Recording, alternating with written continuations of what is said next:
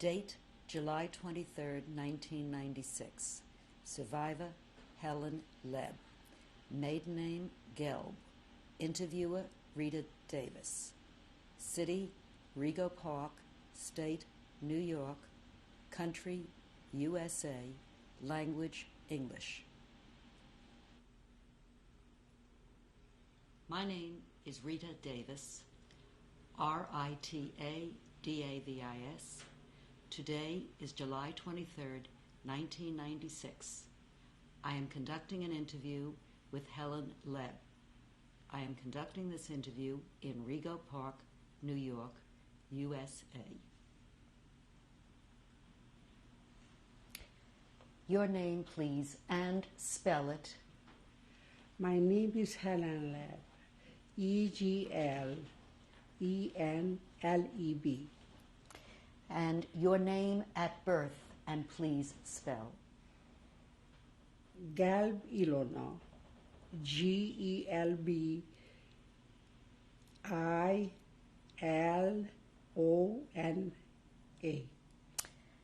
Do you have any other names that you are known by?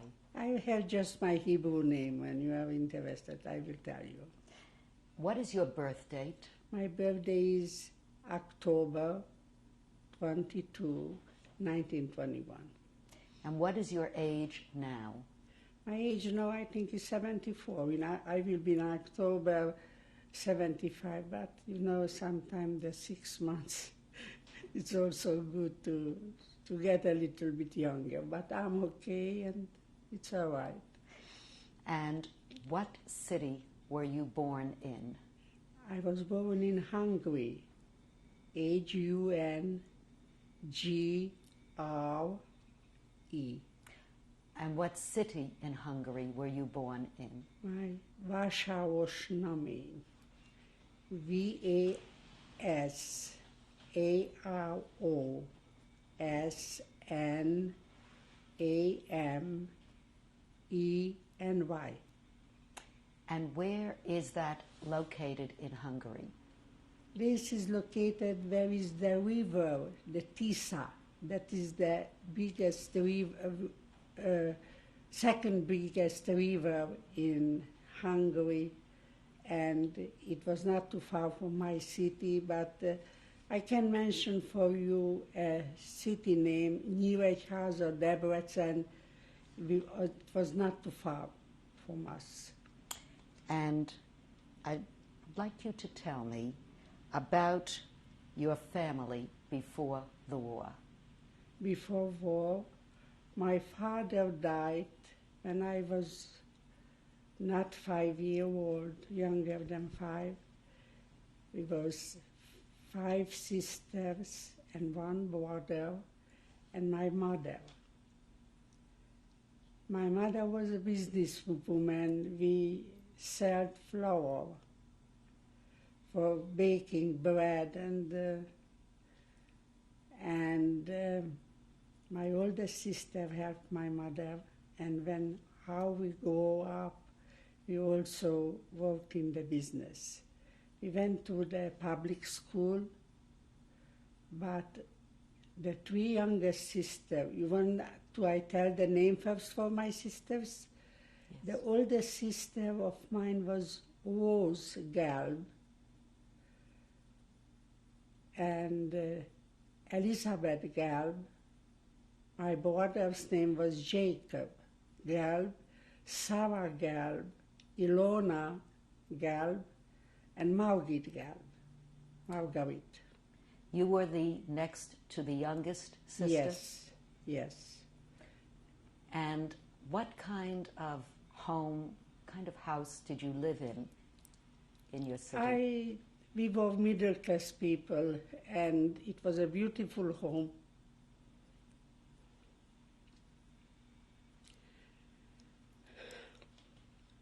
My mother was taking care of everything. We didn't miss nothing. We have a beautiful home and furnitures and the 2 businesses. It was very good. We have a good life. still 1933, I remember I went over, we have two stores. One it was in where we lived, next to the home, and one it was where the whole section marketplace and businesses. And I heard on the radio somebody yelling. I don't understand what he yelled, but later on told me somebody, you know who spoke on the radio? Hitler. And I felt later on all the Hungarian people was attached to them, the Gentile people. Just all of a sudden, we were people who was not trusted and not liked, the Jewish people. They start to tell speeches, and in the school I find out I'm second-class citizen. I hope I explain myself well. When I was in the kindergarten already, they said, one of my mother's neighbor came in, told the teacher, just don't sit she was a Gentile, just don't put my kids next to the Jews. That was when you were in kindergarten, so that was before 1930. That was before. They were always anti-Semite, but now they have the power to be, after Hitler came into the power. Have power from the simple citizen to the government, you know. Let me ask you about your earlier childhood. What are the happiest memories that you have? My happiest memories was sometime, maybe my mother told me, but I remember it was a turn next to our store, and my father taught me the clock. The turn have Roman numbers. You know the clock with the Roman numbers? Yes. So he taught me, and I was so proud of that. I know the clock already and the Roman numbers. And because my father was sick, he came home with a sickness from the First War. He brought me a beautiful ball. That was a big thing then. From Karlovy Vary. Red ball with white polka dots. And I have to share that with my sisters. I think that was a usual thing to have nice dresses for the holidays and nice shoes for the holidays, and it was not a problem for my mother to buy for us, even after my father died. Your father was ill from the First World War. He came sick home, but he got better, and he helped Mom. They were both of them in the business. That business, one of them, it was like a general store here in the United States. You can get everything. And the other one was with flour, and so it was good business. And each of the children helped out in the business? Yeah, first just the two big ones. And then when I grew up, all of them. Not really my brother, Jacob, because he studied. My mother sent him the best schools, but it was yeshivas. This was available for boys, not for girls. We girls, I don't have a Jewish study from school, because how I mentioned to you, I went to the public school, but we have a very capable rabbi and a very nice man. And twice a week we have Bible class in Hungarian language. And I still remember how he taught us from the Bible. Because I mentioned you, I like to watch here in the United States where I have every possibility to get knowledge of everything, the ancient histories, and sometimes the quoting from the Bible is the same word in English how he taught us in Hungarian. So at that time, you and your sisters could not attend yeshiva. All of you went to the public school. And this rabbi who taught you, do you remember his name? My rabbi's name? Elias Cohn, E-L-I-A-S.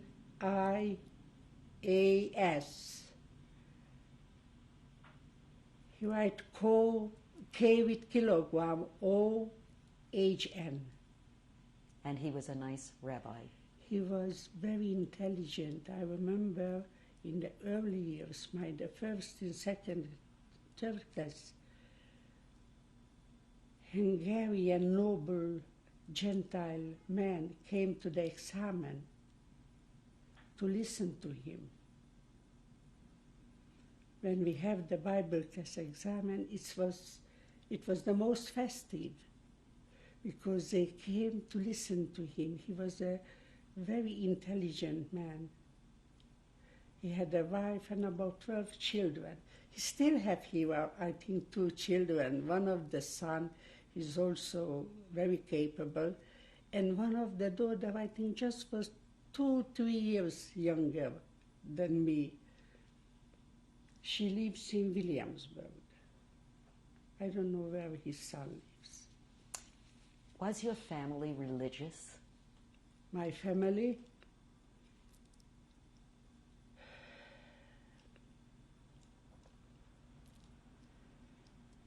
My family, how he, what it was? What were they religious? Were they Orthodox or?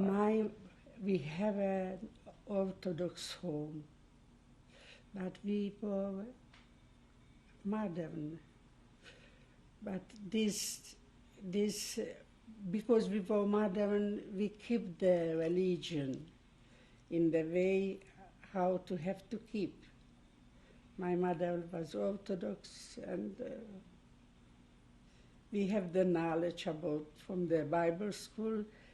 In my country, it was not a custom to girls go to the shul every Saturday. We never go. We went for the high holidays. I don't know, you nowadays when the shofar, when they blowing the shofar and the New Year, so we always was present. And beside this, I have to go for Yizkor, but because my mother was very anxious to take the children to Yizkor for my father. How would you describe your mother? She sounds like she was very capable.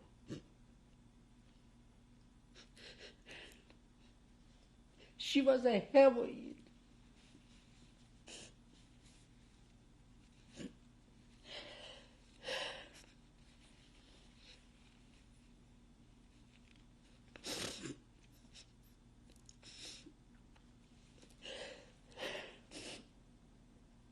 My mother, she worked so hard. I don't know, she gave for 5,000 penger, what it was in this time, $5,000, when my sister got married to can start a new life. But the marriage was no good because the husband was sick and died after 6 months. My mother begged her to come back and to get married later on when you feel you can do it already. She didn't get married just after the war. About 3 or 4 years later, my second sister got married, and she have also the same amount of money and beautiful things, the most beautiful beddings, and money for furniture. My mother wanna be sure my sisters will be okay after the marriage, will have a good life. She have a very good life, Elizabeth. Very good. The husband was a very nice man. And then just we were home, Jacob went to the labor camp. They took him first to the army, but very little time he was in our army because he was not trusted anymore to be a Hungarian soldier. He was good just for labor. That was in what year? About? In 36. 36. In 36, before the war, definitely before the war. And we stayed home, the three youngest, Sarah, me, and Margaret. And we helped my mom in the business, but not too long. They took our business away. One of them came in and said, this business don't have to be anymore. I said, why? Why? He said, because you are not trusted anymore. You're the enemies of the Hungarian people. And this was before World War II? Yes, yes. And later on, this guy, when I get back home, he came to me and he said, you have to come to be a member of the Communist Party. I don't know when you remember you was here in the 1940s in this place, and you didn't invite me to the Nazi Party. You remember that? He went out, but my sister was, I said, go from here. Don't stay here anymore, because the Russians are bad people. Let me take you back, Helen, just a minute. Do you remember anything you enjoyed doing as a child more than anything else? Did you have any hobbies or interests? Yes, I have. I like to read novels, and that was my hobby. Whose novels did you read? I read from Bloomfield, The Flooding in India. I cannot explain to you the right English title. From Stefan Zweig. Stefan Zweig. Feuchtwanger. Leon The Feuchtwanger. Jewish War. Josephus Flavius. You were a very intelligent young woman. I read very good authors. Thank you. Thank you. And a lot of Hungarian writer with history. And once, it was a lot of young men, they worked in the labor, but not from my city, from other cities. They said, from my city, they took them to the Russian front or some places. And this, I sit in my front of my home, and I think in that time we have the business. And I sit in front of my business, and I read a Hungarian book full with history. And he came from the other side and asked me, what is your name? I told my name, what you reading? And I told him, go to your neighbor, to Mr. Klein. He have a Zionist library. And said, and ask for him to give you novels with Jewish history, because you don't know nothing about that. Thank you. And he left. I don't know what happened to him. I never saw him anymore. And I went to Klein, and I told his name was Herzog, who sent me there. Herzog sent me here to give me some novels. And he gave me, I will never forget, from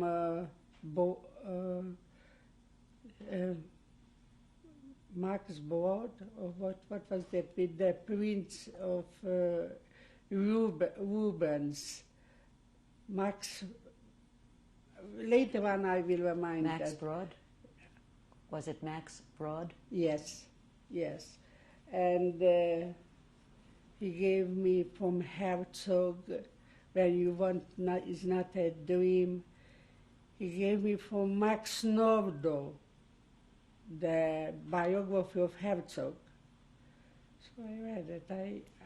It was okay, because when sometime we have a movie in my town, and 5, 6 girls my age and my sister's age, we went to the movies Saturday night. And one of the lady, a Gentile lady, the wife of a lawyer, she said, "It smells of Jews here." So we better stayed home and didn't go to the movies. It was, I remember that was already when I was married, when I read from Ilya Ehrenburg, Loschig Wohlschwanz. You know that novel, Rita? I'm not sure. No. I'm not sure. That Ilya Ehrenburg making a fool from the communist. I will tell you later. And so that it was my life by the Hungarians. Do you remember any grandparents? I remember my grandmother Esther and Miriam. Esther was my mother's mother and Miriam my father's mother. Esther, she have a little farm. Don't believe it's something very rich. She was a poor lady. She worked by herself because she have 10 kids. But they were not all of them home because this was the second wife for my grandfather. The first one died and the grandpa went and married the sister. My mother is the sister's.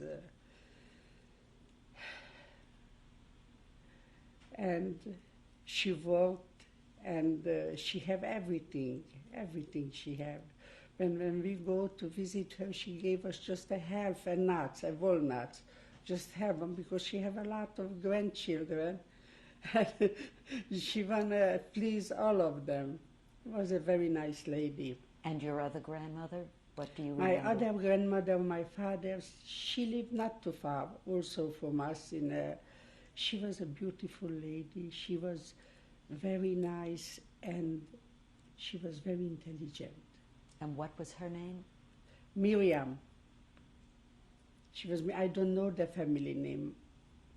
But she was very intelligent. Yes, she was a very intelligent lady. Can you describe why you say she was so intelligent? Did she? She was not occupied too much with the household, Grandma. She let for the children. She liked better to read novels and, I looked of her up because I said, this lady is not doing nothing. My mom is working so hard, but she's just reading and looking for stories. So you admired her? Yes. For her. So this her was, relative. maybe I was wrong. I don't know, but it always I keep them indifferent. Grandma Esther, she was a hard-working woman. She wanted to please everything. She was happy to come. She lived in a little town next to my big town, and she was happy to come to see us. Grandma, not too much. When she come and say hello, and she went. She was not interested just in her hobby, but she was a beautiful lady. And when did these women live? When did they when did they die? Was that before the war? Yes, both of them. My grandma Esther, she died in 35 or 36, and one of his son was who say the who making the funeral, who talked about her life, and really then I understand. I heard everything, how nice he was. You have a lot of chickens and cows and everything.